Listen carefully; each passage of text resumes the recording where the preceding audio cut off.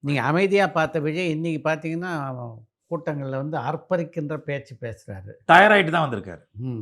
அவர் அப்பவே தன்னை ஒரு சிஎம்மா பார்த்துட்டான் மனுஷன். ம். ஏன்னா அவர் சொல்றாருல்ல, நான் நடுவுல நெறைய இன்டர்வியூலே குடுத்துருக்காரு. எனக்கு ஒரு களம் வரும்போது நான் வெளியில வந்து மக்களுக்கு சேவை பண்ணுவேன். சினிமால வந்து ஒரு அவர் நடிச்ச படத்துல ஹீரோ. எல்லா ஹீரோஸுனுடைய ரசிகர்களும் என் ரசிகர்கள் ஆவணும்னு நெனைக்கிறான் மனுஷன் ஒரு தடவ. உச்சகட்ட சம்பளம் ஒரு ஹீரோவுக்கு சூப்பர் லெவல்ல கொண்டு வந்து நிறுத்தும். உச்சகட்ட சம்பளத்துக்கு வந்து நிக்கிறாரு. மக்கள் கூட்டம் வந்துருச்சு. மக்கள் செல்வாக்கு வந்துருச்சு. மக்கள் வந்து தலைவான்னு கூப்பிட ஆரம்பிச்சுட்டாங்க. சினிமால மக்கள காப்பாத்துறாரு. மக்களுக்கு பிரச்சனைன்னா இறங்குறாரு. தமிழ்நாட்ட பொறுத்தவரைக்கும் சினிமா ஹீரோஸ ரொம்ப நம்புவாங்க. கூத்தாடின்னு சொல்லிடலாம். அந்த கூற்றை கொண்டு ஆடுபவர்களை மக்கள் ரசிக்கிறாங்க. ஏன்னா நிகழ்காலத்தில லயிக்க வைக்கிறது கலை.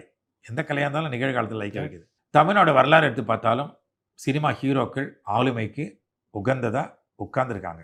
ஸோ அப்படி பார்க்கும்போது புரட்சி தலைவர்லேருந்து அதுக்கப்புறம் அண்ணாதுரையிலேருந்தே வந்து பார்த்தீங்கன்னா, எல்லாமே கலைஞர்லேருந்து எல்லாமே வந்து சினிமா டச்சுல வந்தவங்க தான். அப்படி வரும்போது தமிழ்நாட்ட பொறுத்தவரைக்கும் சினிமா நடிகர்களுக்குன்னு ஒரு அங்கீகாரம் இருக்கு. அந்த லிஸ்ட்ல நான் வரணும்னா, மக்களுக்கு என்ன பிடிக்கணும். என்ன என்ன மாரி பிடிக்கணும்? வெறும் நடிகனாவே பிடிச்சிடக்கூடாது. சினிமாவ நெஜம்னு பார்க்குற, சினிமாவ நெஜமா காட்டுற ஒரு டெக்னாலஜில நம்ம இருக்கும்போது, நான் சினிமால செய்ற தொண்ட வந்து அவன் நிஜமா தான் பார்ப்பாங்க ஜனங்க. பார்த்துட்டாங்க, பார்க்குறாங்க. அதனால நேர்ல பார்க்கணும்னு விரும்புறாங்க. பெரிய ஸ்க்ரீன்ல பார்த்தவங்க. நேர்ல பார்க்கணும்னு வந்துட்டாங்க. என்னவா பார்க்க விரும்புறாங்க அவங்க? என்ன நடிகனாவே பார்க்க விரும்புறாங்களா?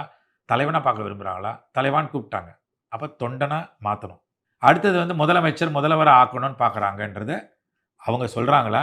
இல்ல நானே சொல்லிக்கிறேனா? எனக்குள்ள ஆசை இருக்கு. அவங்க என்ன சொல்றாங்கன்னு பார்க்கலாம். சொல்றாங்க. களம் இறங்குவோம். அரசியல் களத்தில இறங்குனா, அதுக்கு ஒரு கிராமர் இருக்குல்ல. அந்த என்ன கிராமர்ன்னு மனுஷன் பல பேர்ட்ட கத்துக்கிறாப்புல. சினிமால எப்படி பல பிரச்சனைகள கையாண்டமோ, ஸ்கிரீன் பிளேல, இது ரியல் பிளே நடக்கும். இங்கேயும் வில்லன்ங்க வருவாங்க. இங்கேயும் ஸ்கிரீன் பிளே இருக்கு. அது நிழல், இது நிஜம். சரி. நிஜத்த ஃபேஸ் பண்றதுக்கு தயார்னா, சக்சஸ் வந்துரும். ம். சக்சஸ் ஃபார்முலா அதானே.